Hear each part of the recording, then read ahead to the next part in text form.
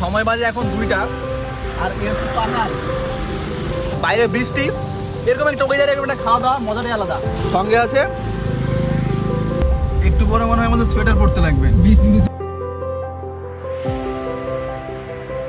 এই হচ্ছে pine forest.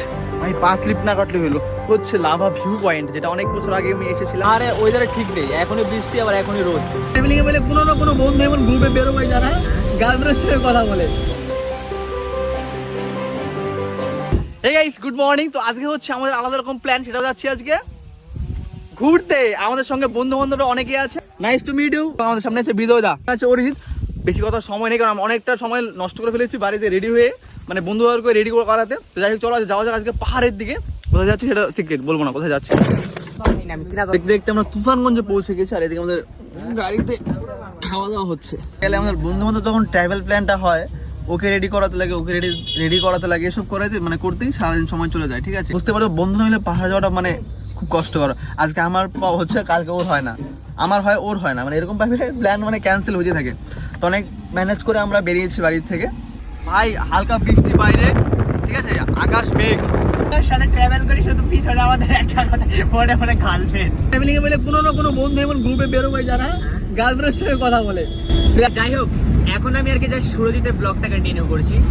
তো মেনলি আর কি আমাদের যে আজকের লোকেশনটা রয়েছে, যে রোডটা ধরে আমরা ফলো করব। তো প্রথমে আমরা আমাদের ডিস্ট্রিক্ট পার হবো, মানে কোচবিহার। আমাদের হোম টাউন পার করে আসলাম তুফানগঞ্জ। তো তুফানগঞ্জ পার করে কোচবিহার, কোচবিহার থেকে ফালাকাটার থেকে আমরা একদম ডিরেক্টলি সোজা নেব এবার যে সেই মেঘের শহর, মেঘের দেশ, মানে প্রকৃতির সাথে আর আমাদের সাথে এখন মানে এখন না 2 থেকে 3 ঘন্টা পরে যুদ্ধ হবে আর কি। মানে কোচবিহারের সোজা যাওয়ার রাস্তার এই রাস্তাটা ধরে আমরা এখন শিলিগুড়ি রোড ধরবো। আর কি মুহূর্ত শেয়ার করবো তোমাদের মাঝে, যে বন্ধুদের সাথে থাকলে অ্যাকচুয়ালি আমরা কি করি। যাই হোক গাইস, এখন হচ্ছে আমরা মালবাজার পৌঁছে গেলাম। তো সামনে হচ্ছে মালবাজার, আর আমাদের নিতে লাগবে টার্ন রাইট। গরুবাথান রেখে এখন আমরা রওনা দিচ্ছি সোজা ইসে লাভার দিকে। এটা হচ্ছে গরুবাথান।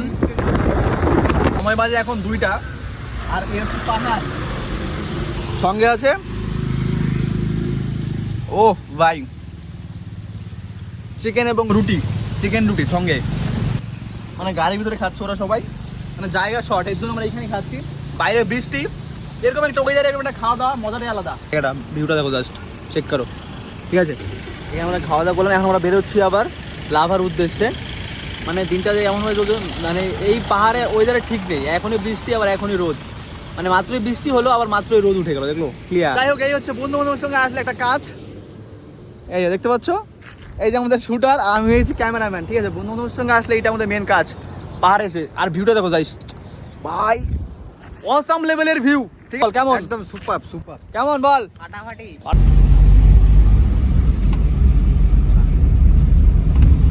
বর্ষাকালে এই ভিউগুলো পাওয়া সম্ভব, আকাশে উপরে মেঘ চলা, গাছগুলো সবুজ পাতা হয়ে একমাত্র এই সব বর্ষাকালেই সম্ভব। মানে তোমরা এই মানে জানুয়ারি ফেব্রুয়ারিতে এগুলো তো থাকে না, কারণ তখন কি ঠান্ডা থাকে, তখন আর বৃষ্টি হয় না পাহাড়ে, তখন এগুলো পাওয়া যায় না, যেটা আমরা এখন ফিল পাচ্ছি। এই বিজয়দা কেমন লাগছে বলো? মানে মালটা ঘুমিয়ে পড়ছিল, ঠিক আছে, দুদিন থেকে ঘুম হয় না। আর দেখো মেঘগুলো মানে চলছে, আরে বাস, এগুলো মেঘ না ধোয়া কিছু বুঝতে পারতেছি না। এই পাশে এই পাশে এই পাশে একটা মেয়েও মানে প্রেমের মধ্যে এত ঘোরায় না, পাহাড়ে এত রাস্তা ঘোরা লাগে, কথা খারাপ, বোরিং হয়ে যাচ্ছি। 20 কিলো 40 কিলোমিটার এইভাবে উঠছি।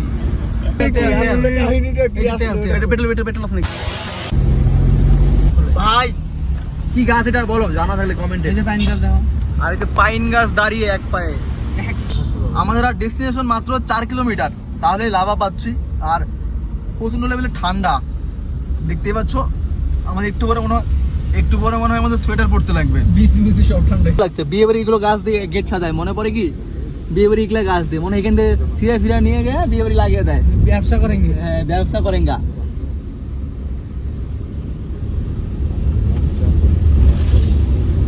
তুমসে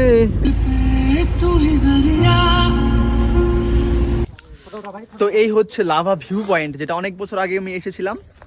দেখতে পাচ্ছ লাভা ভিউ পয়েন্ট, আর সামনে হচ্ছে পাইন ফরেস্ট, ভাই। আর আমাদের ওয়েস্ট বেঙ্গলে সুইজারল্যান্ডের মতন কিন্তু সৌন্দর্য রয়েছে, মানতে হবে। দেখো আমাদের নর্থ বেঙ্গল প্রাকৃতিক সৌন্দর্য দিয়ে এবং এক একটা মুহূর্তের দিক দিয়ে ভাই লেভেলের আর কি। দেখো আমরা যদি বাড়ির থেকে 150 কিলোমিটার যদি বের হই, 150 কিলোমিটারের মধ্যে এত সুন্দর অফবিট প্লেস থাকে, মানে এর মেন কারণ হচ্ছে আমরা নর্থ বেঙ্গলে বসবাস করি। নর্থ বেঙ্গলে বসবাস করি, ঠিক আছে, এটা main কারণ। আরেক এই হচ্ছে পাইন ফরেস্ট ভাই, পা স্লিপ না কাটলে হলো, ঠিক আছে, প্রচুর রিস্কি। কে আরে ভিডিও, আরে ভাই লোকাল লোকাল লোকাল